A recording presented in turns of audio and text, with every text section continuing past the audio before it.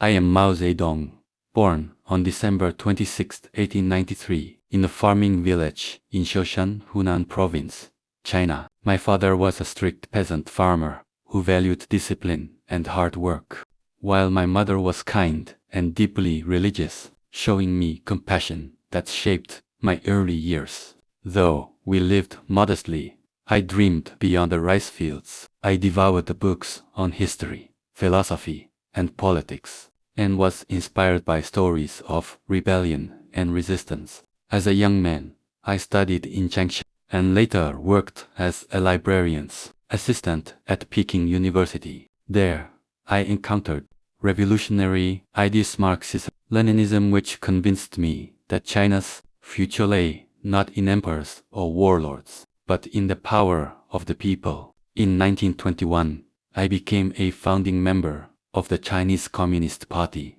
China was fractured, torn by foreign influence, civil war, and corruption.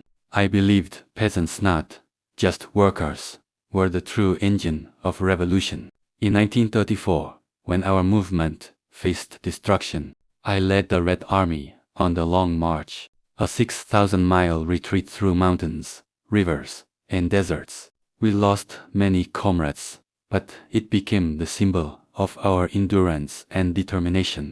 During the Second World War, we fought against Japanese occupation, and after victory, I turned again to the civil war against Chiang Kai-shek and his nationalist forces. After years of struggle, in 1949, I stood at Tiananmen Gate and declared the founding of the People's Republic of China. It was the beginning of a new chapter for my nation. I sought to reshape Chinaland, reform redistributed property to peasants. Industry was nationalized, and campaigns were launched to modernize the nation. Yet, not all my visions succeeded. The Great Leap Forward, launched in 1958, aimed to transform China into an industrial power, but it led to famine and millions of deaths. Later, fearing that China was losing its revolutionary spirit, I launched a cultural revolution. In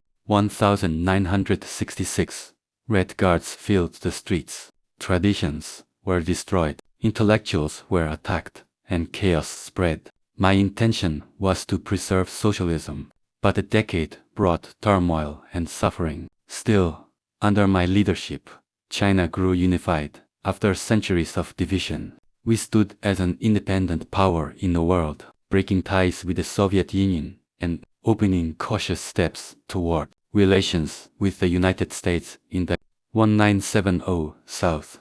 On September 9, 1976, I died in Beijing. My legacy is debated. Some see me as the father of modern China, others as the cause of immense suffering. Both are true. I united a broken nation, but at great human cost. I am Mao Zedong.